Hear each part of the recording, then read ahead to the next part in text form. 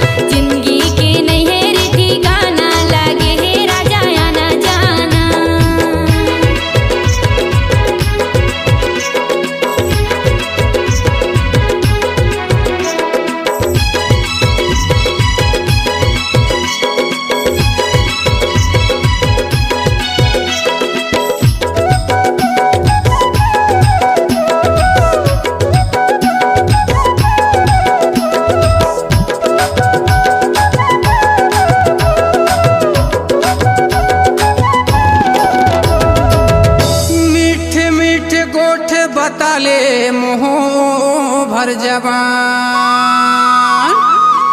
मीठ मीठ गोठ बताले मुँह भर जबान, नहीं देह चोला तुर उड़े जाहि रे परान। जिंदगी के नहीं है रे ठिकाना, लागे है गोरी आना जाना। जिंदगी के नहीं है रे ठिकाना, लागे है गोरी आना जाना। लागे है गोरी आना जाना, वो लागे है रानी आना जाना। लागे है गोरी आना जाना, वो लागे है रानी आना जाना।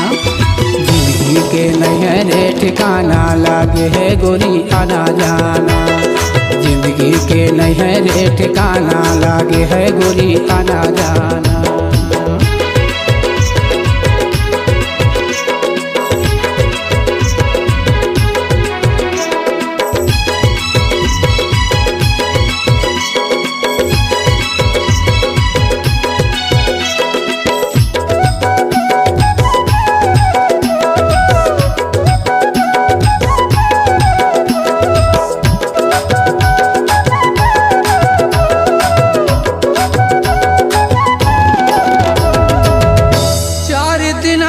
चोला रे संगी 4 दिना के काया, 4 दिना के चोला रे संगी 4 दिना के काया।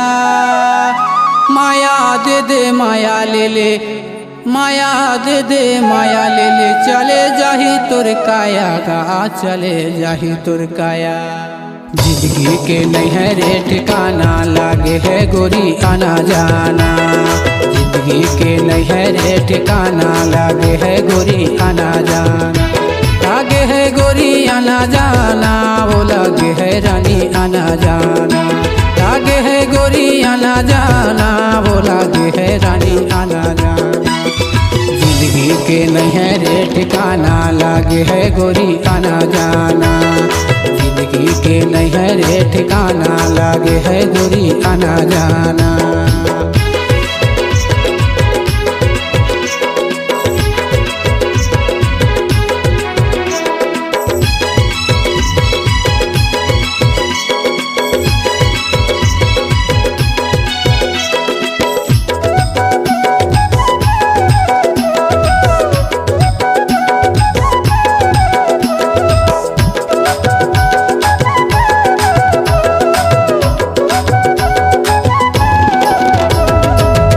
लख 84 भोगे मनुष्य तल्ला पाएवर,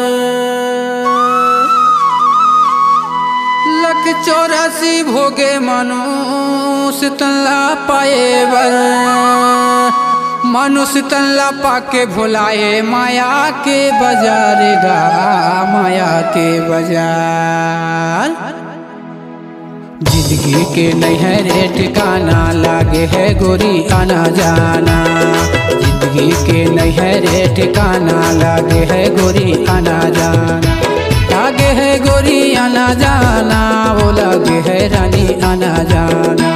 लागे है गोरी आना जाना, वो लागे है रानी आना जाना। जिंदगी के नहीं है रे ठिकाना, लागे है गोरी आना जाना। जिंदगी के नहीं है रे ठिकाना, लागे है गोरी आना जाना। आप सुन रहे हैं गायक गौदास मोंगरे, देहाती बाबू और गायिका प्रियंका नेताम के मधुर स्वर में MP3 एल्बम पथरेली टुरी। प्रोग्राम हेतु संपर्क करें छत्तीसगढ़ी सांस्कृतिक लोक कला मंच, मोंगरे के माया माँ के छाया, ग्राम पोस्ट मरवारी, तहसील शहपुरा, जिला डिंडौरी। फोन नंबर है गौदास मोंगरे 8463818689। अध्यक्ष भाई नान्हे पट्टा 9981248078। विशेष सहयोग भाई सुनील पडवार 9111362091। संचालक शारद मोंगरे, मोंगरे के माया माँ के छाया। आपकी आवाज ही आपकी पहचान है। यदि आप अपनी आवाज को एक नया आयाम देना चाहते हैं तो चले आइए मल्टी ट्रैक डिजिटल रिकॉर्डिंग के लिए AVM audio video studio, Khamtarai, Raipur. Mobile number 9301523929 और 7869646201। यदि आप नए एवं पुराने गीत सुनना चाहते हैं तो avmgana.com में जाकर गाना फ्री डाउनलोड करें और YouTube चैनल में AVM गाना और KK कैसेट्स को सब्सक्राइब करें।